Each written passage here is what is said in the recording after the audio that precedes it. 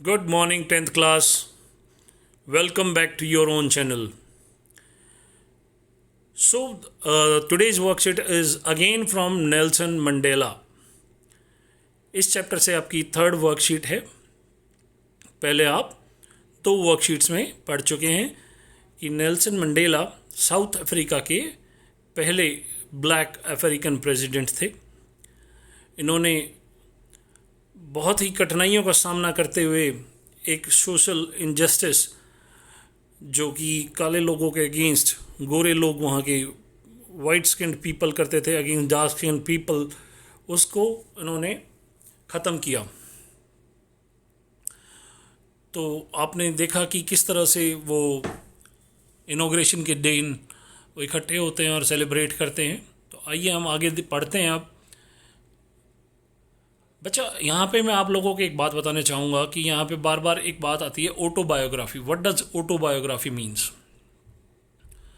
जब किसी के जीवन के बारे में कोई किताब लिखी जाए तो उसे हम बायोग्राफी कहते हैं. और जब वो किताब किसी ने खुद लिखी हो, खुद से अपने बारे में, अपने जीवन के ऊपर, तो उसे हम ऑटोबायोग्राफी कहते हैं.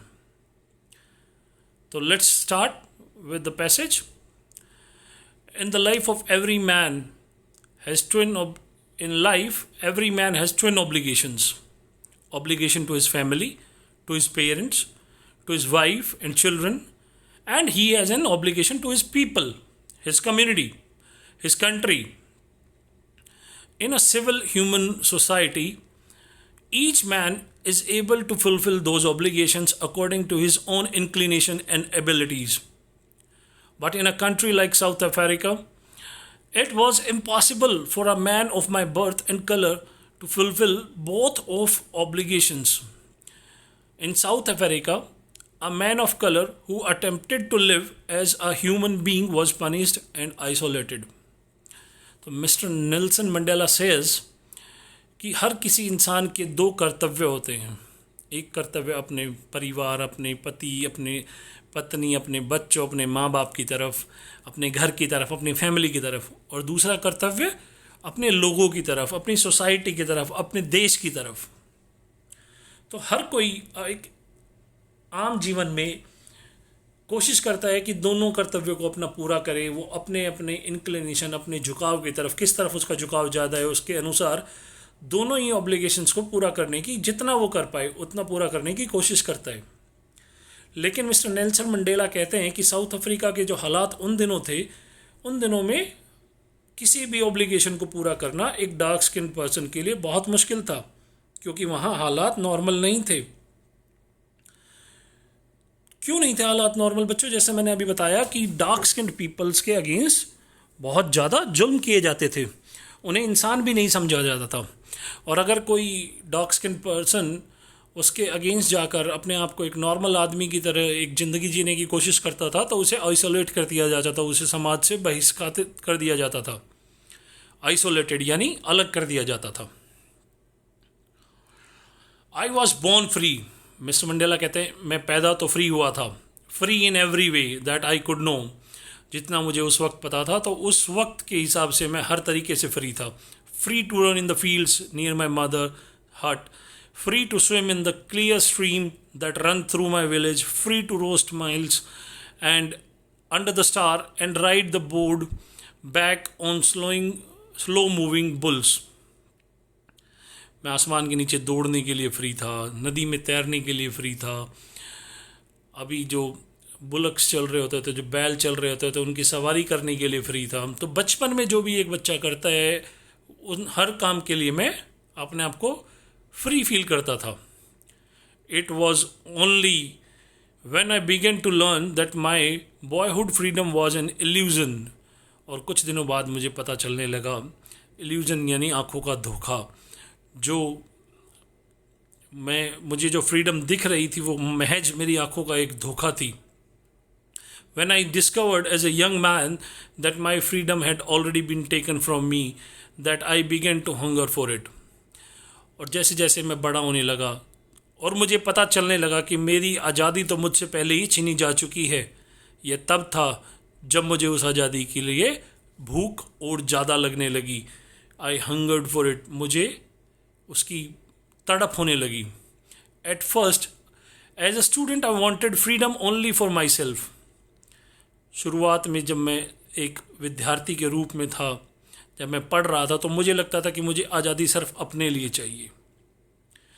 The transitory freedom of being able to stay out at night, read what I pleased and go where I choose. Transitory का मतलब है बेटा जो ट्रांजेक्शन में हो, यानी कि अभी है और फिर नहीं है, रास्ते में हो, इन अ प्रोसेस हो, यानी कि टेम्परेरी हो। तो शुरुआत में उसे क्या फ्रीडम चाहिए थी बच्चे को, कि वो जब चाहे, जब रात को रुक कर कहीं पढ़ सके, जहाँ चाहे वहाँ जा सके। ये कुछ चंद उसकी ख्वाहिशें थी। Later as young man in Johannesburg I earned for the basic honorable freedoms of achieving my potential, of earning my keep, of marrying and having a family, the freedom not to obstructed in a lawful life. जैसे जैसे मैं बड़ा हुआ तो मुझे अब किस चीज़ की ज़रूरत थी, मैं किस चीज़ के लिए तड़प रहा था, किस चीज़ की मुझे अंदर से तड़प थी कि मैं जितना मेरा पोटेंशियल है, जितनी मेरी काबिलियत है, मैं उतना कमा पाऊँ, मैं एक शादी कर पाऊँ, अच्छी मेरी फैमिली हो और मैं एक लॉफुल लाइफ अच्छे से जी पाऊँ। यानी अभी तक भी उनकी जो भूख थी आज़ादी की, वो अपने और अपने परिवार के लिए थी। तो next in the third stanza let's see what the author has to say. But then I slowly saw it was not just my freedom that was curtailed, but the freedom of everyone who looked like I did. पर धीरे धीरे मुझे पता चला कि सिर्फ मैं नहीं था जो अपनी आज़ादी के लिए तड़प रहा था, परंतु हर वो इंसान था जो मेरे जैसा दिखता था। मेरे जैसा दिखता था मतलब जो रंग में मेरे जैसा था। That is when I joined African National Congress, and that is when the hunger for my own freedom became the greater hunger of freedom of my people. और तब जब मुझे ऐसा लगने लगा तो मैंने अफ्रीकन नेशनल कांग्रेस को ज्वाइन कर लिया, और आज़ादी की जो भूख अभी तक मेरे लिए थी, जो मुझे अपने लिए चाहिए थी, मुझे लगने लगा कि वो मुझे अपने सभी आदमियों के लिए, अपने सभी साथियों के लिए चाहिए। It was this desire for the freedom of my people to live their lives with dignity and self-respect that animated my life. अब जो ये भूख थी मेरी, जो मैं चाह रहा था कि मेरे सभी साथियों को एक इज्जत भरी ज़िंदगी जीने को मिले, इसी के चलते मेरी लाइफ में चेंजेस आने लगे। Self-animated my life, the transformed a frightened young man into a bold one. और इसी भूख ने, मेरी आज़ादी की इसी ललक ने मुझे एक डरे हुए इंसान से एक निडर इंसान बना दिया। That drove a law-abiding attorney to become a criminal. और यही वो भूख थी जिसने एक लॉ अबाइडिंग यानी जो कानून को मानने वाले अटर्नी यानी वकील को एक क्रिमिनल में टर्न कर दिया। That turned a family loving husband into a man without a home, जिसने एक परिवार को पसंद करने, परिवार को प्यार करने वाले इंसान को एक ऐसे इंसान में बदल दिया जिसका कोई घर नहीं था। That forced a life loving man to live like a monk, जिसने मजबूर कर दिया एक ज़िंदगी को प्यार करने वाले इंसान को एक साधु, एक मॉन्क की तरह रहने के लिए। I am no more virtuous और self sacrificing than the next man. तो मंडेला जी कहते हैं कि मैं कोई बहुत ही सिद्धांती आदमी नहीं हूँ, मैं उतना ही सिद्धांती हूँ या सेल्फ सेक्रीफाइसिंग हूँ जितना मुझसे अगला इंसान है। But I found that I could not enjoy the poor and limited freedoms I was allowed when I knew my people were not free. कि अगर मुझे आज़ादी दे भी दी जाए तो मैं उस आज़ादी को उस वक्त तक एंजॉय नहीं कर सकता जब तक मुझे पता है कि मेरे जो साथी हैं वो अभी भी आज़ाद नहीं हैं। Freedom is indivisible. The chains on any one of my people were the chains on all of them. The chains on all of them, my people, were the chains on me. Mister Mandela कहते हैं कि आज़ादी जो है उसे आप divide नहीं कर सकते कि इसके लिए है और इसके लिए नहीं है. अगर मेरे जैसे किसी भी मेरे साथी के ऊपर चेन थी तो उसका मतलब था कि वो चेन हम जैसे सभी को ऊपर थी, और जब उन सब के ऊपर थी तो जाहिर सी बात है कि मेरे ऊपर भी थी. I knew that the oppressor must be liberated just as surely as the oppressed. अब मंडेला जी कहते हैं कि मुझे यह भी मालूम था कि जुल्म सहने वाला ही बंधक नहीं था, बल्कि जुल्म करने वाला भी बंधक था. A man who takes away another man's freedom is a prisoner of hatred. वह इंसान जो दूसरे इंसान की आज़ादी को छीन ले वह भी तो बंदी है. किसका? हेटरेट का. हेट उसके दिल में भी भरी हुई है और वो उसका बंदी है. He is locked behind the bars of prejudice and narrow mindedness. वह एक हीन भावना के कैद में फंसा हुआ है, भेदभाव की कैद में फंसा हुआ है. The oppressed and the narrow and the oppressor alike are robbed of their humanity. दोनों ही अपनी नैतिकता को खो देते हैं, अपनी इंसानियत को खो देते हैं. कौन दोनों? जिसके साथ अत्याचार हो रहा है वो भी अपनी इंसानियत को खो देता है, और जो अत्याचार कर रहा है वह भी अपनी इंसानियत को खो देता है. ये कुछ विचार हमने पढ़े जो मिस्टर नेल्सन मंडेला के थे. आइए अब हम क्वेश्चंस की तरफ देखते हैं कि क्वेश्चंस में आपसे क्या पूछे गए हैं, आपसे क्या वर्कशीट चाह रही है. तो बेटा ये जो चैप्टर है बहुत ही इंपॉर्टेंट चैप्टर है, इससे अक्सर क्वेश्चन पूछे जाते हैं.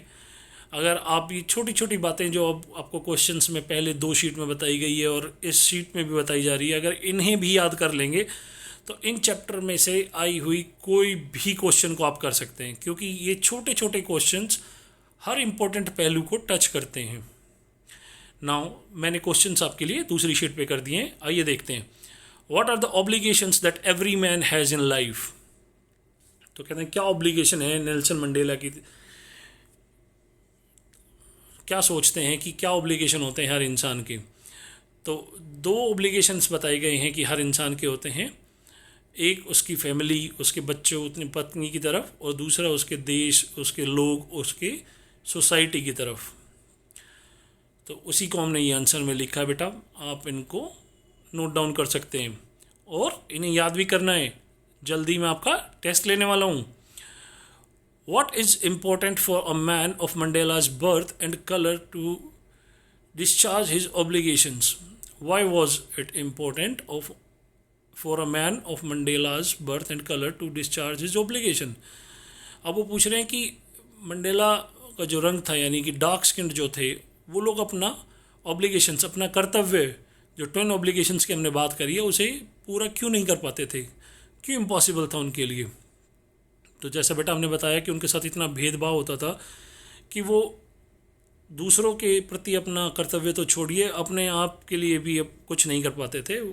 एक आम इंसान की ज़िंदगी भी नहीं जी पाते थे.